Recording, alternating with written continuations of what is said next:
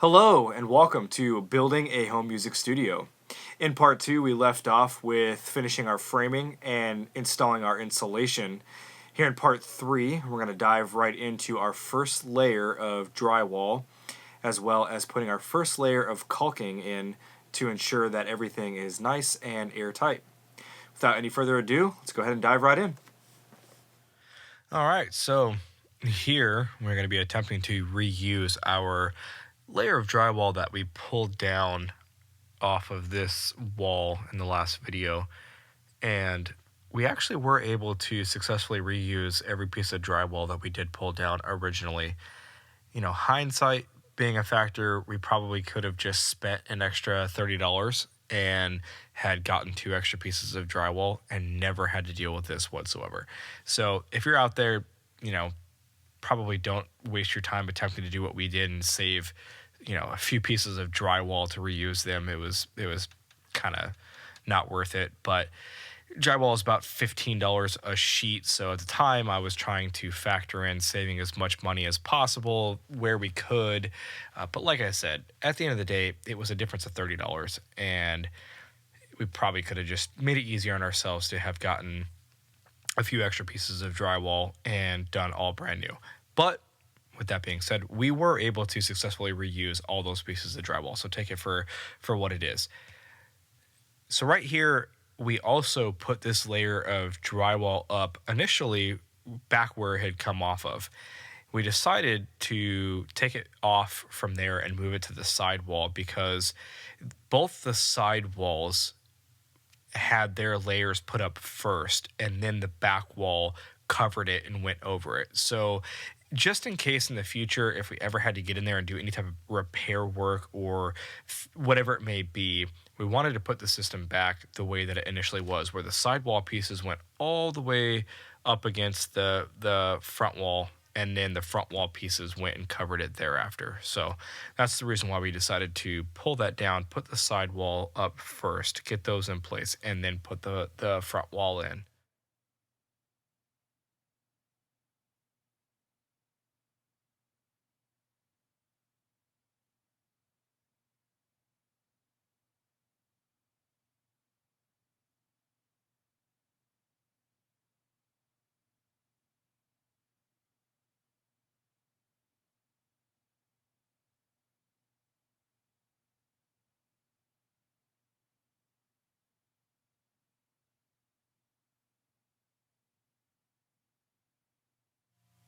One thing worth noting too is when we put these side layers of drywall in, and all the layers of drywall for that matter, we left them about 1/8 of an inch above the bottom of the floor.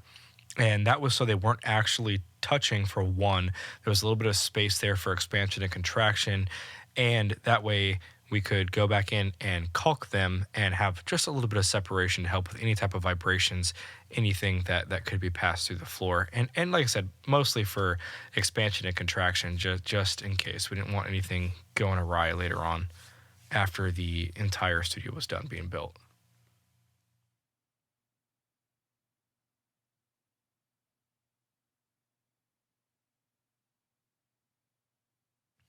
Along with the gaps that we left on the floor, every time we put a piece of drywall, and it's hard to see from this video angle, but there is a 1/16 of an inch to 1/8 of an inch gap that we left in between each piece, so that we can go in and caulk in between and actually get a full bead in between each layer. If you were to just stack them right on top of each other, you can't really get any caulking in there in some places, and then you can't actually ensure that it's completely airtight. So having that little bit of separation allowed us to get some caulking in between, making it airtight, as well as allowing for just any type of movement, any type of expansion or contraction.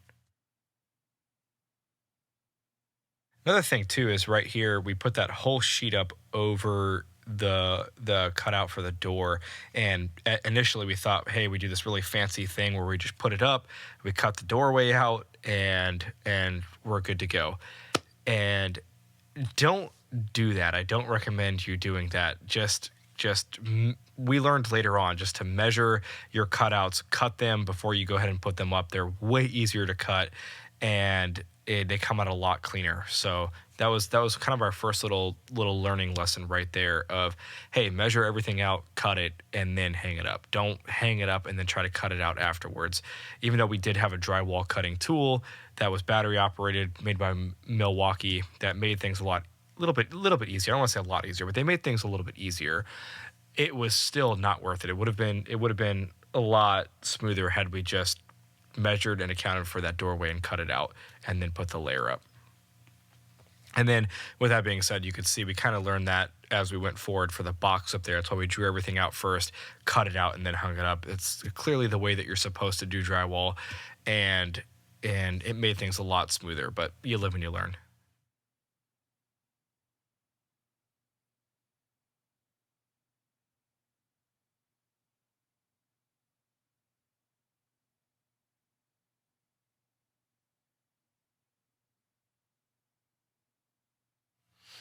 So right here, what you see us doing is we are going ahead and cutting out all of the drywall pieces ahead of time that are going to be for the second layer of drywall for that box, since we already had a stencil, so to speak, from doing the first few pieces. We went ahead and drew them out onto a bigger piece and accounted for all of the second layering that we were going to need moving forward. And once we got those cut out, we were able to set the second layer off to the side and have it ready to go. And it actually made things a lot easier, a lot smoother for the second layer of drywall.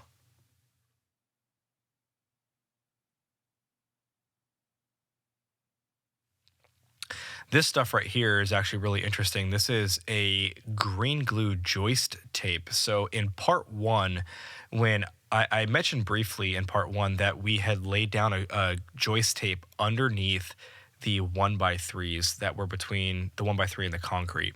And that's what it is right there. It's more or less is it's like a double-sided tape, to be honest with you, but it's made by Green Glue, and it's supposed to do essentially kind of the same thing of the Green Glue itself. So who knows? But I will say there's a few parts in there where we couldn't actually get the caulking gun in there because the space was too tight. So I couldn't actually get in there and put a layer of the green glue noise suppressant compound like I would have liked. So tried to think outside of the box here and say, hey, what could we do that would still hopefully have a little bit of effectiveness for the studio. And we decided, hey, let's try this green glue joist tape that we had excess of from the floor left over. Let's try to put it up there. And mind you, that's on the single layer of drywall that is on the inside of the garage door opener box, and or essentially it's the side that is on the garage side. So there's still going to be two layers of drywall with green glue on the studio side of that box. But just to try to take it a step further, since that box could be that garage door opener could be very loud, cause a lot of vibration and impact noise when it turns on and off, we said, you know what, let's also try to isolate this even further and put some joist tape on the inner layer of drywall. And that's what we had done up there.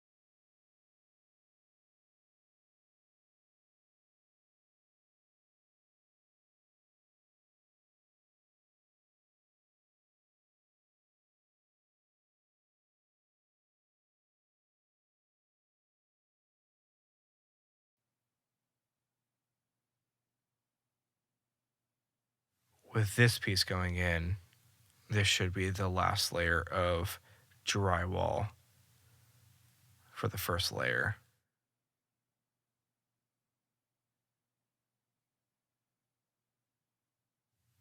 Now here begins the arduous process of cleaning. As any of you may very well know, for any project that you have to do, the cleaning and the prep work takes an astronomical amount of time if you want to do it properly. And of course, the better you clean the space, the better you prep the space, the better the overall job comes out in whatever you're doing in this type of work. So we did take the time to get absolutely as much of that sawdust and drywall dust out as we could prior to laying down our first layer of caulking.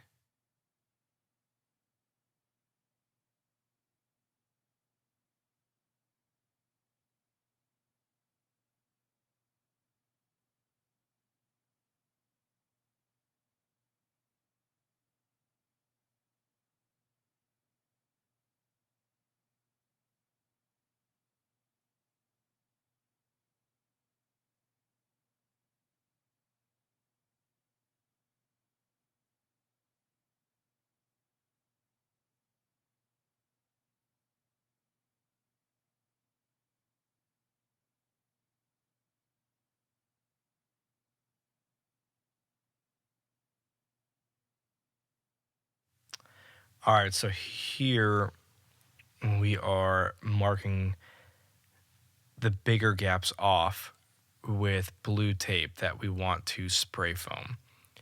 And we chose to take a little bit of time and walk around the entire room and put blue tape marks wherever we needed to hit it with the spray foam.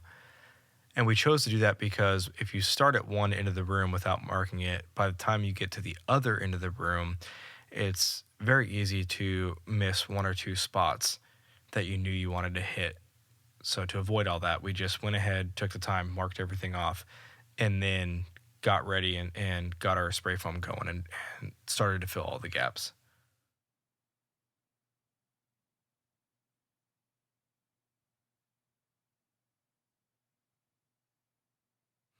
It's also worth noting that we really took the time to make sure the first layer of the studio was completely airtight. And that was sealing down the floor to the drywall, any type of gaps whatsoever. We wanted to make sure that everything on the first layer was airtight just as much as everything on the second layer was airtight. And it was just really trying to create a layered system of defense, so to speak. And the defense was letting air out or letting air in. So the more airtight that we got it, we knew and understood that the better the space would perform.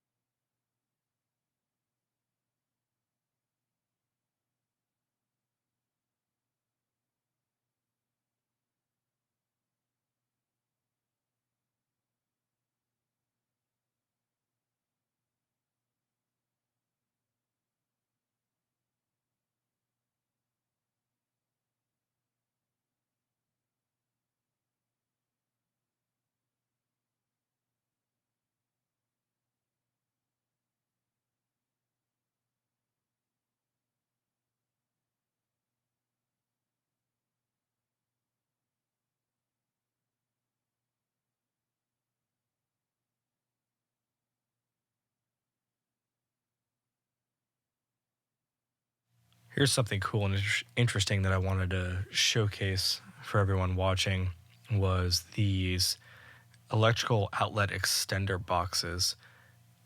These are specifically built for a double drywall system, and they're only a few dollars per box, so not very expensive, but they allow, as you can see, for the electrical outlet or whatever it may be to come out in order to fit your next layer of drywall in.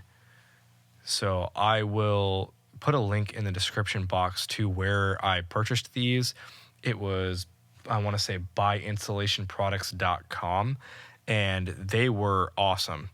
I placed an order with them, and I want to say within maybe 2 or 3 hours, I had an order confirmation with shipping confirmation, and the stuff arrived at my house 2 days later.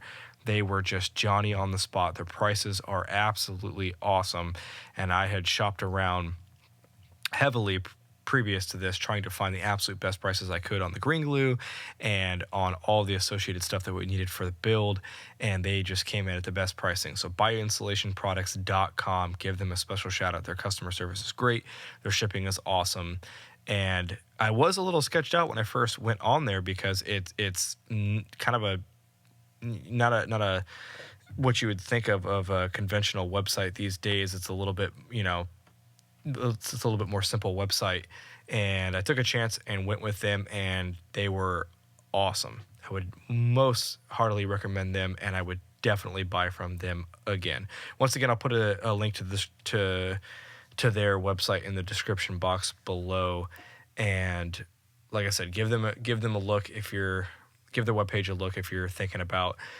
purchasing either green glue or acoustical caulking or any of the electrical outlet extenders. They have all of it.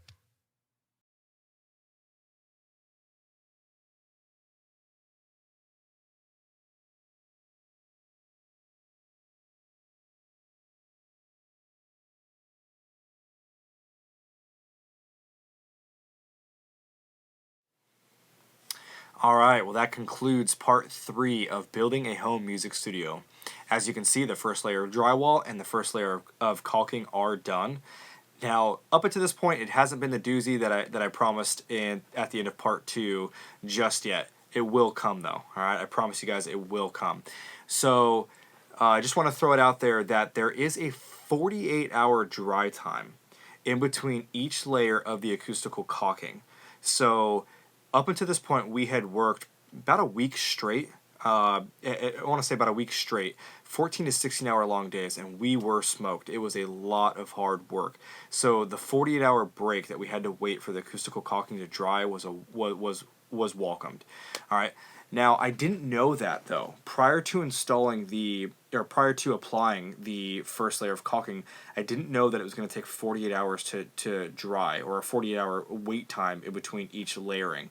And I could have probably planned things out a little bit differently to where I could have got that layer up, put that on, and then had been working on other things in the studio for the space in between that dry time, so I didn't have to take so much time off.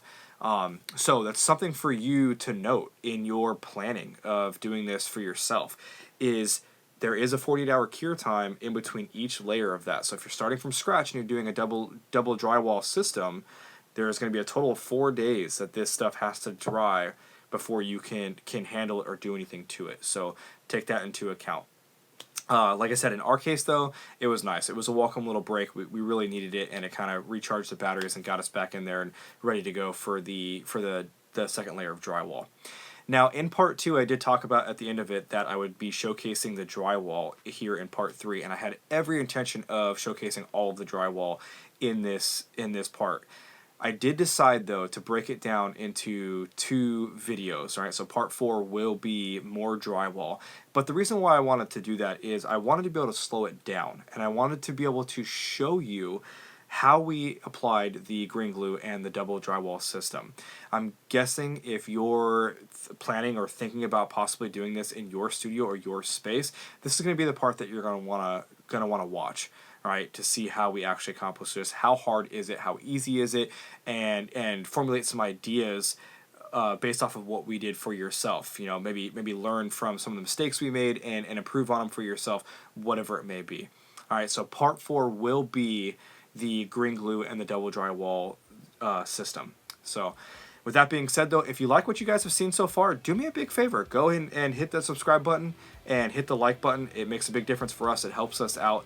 And hit the bell, and that'll give you notification for when we do put part 4 out here shortly. So anyways, I really do appreciate it, and it's been awesome to watch this grow so far, and to be getting ready to put out a part 4. It's awesome. So anyways, with that being said, thank you as always. I really appreciate it, and stick around for part 4.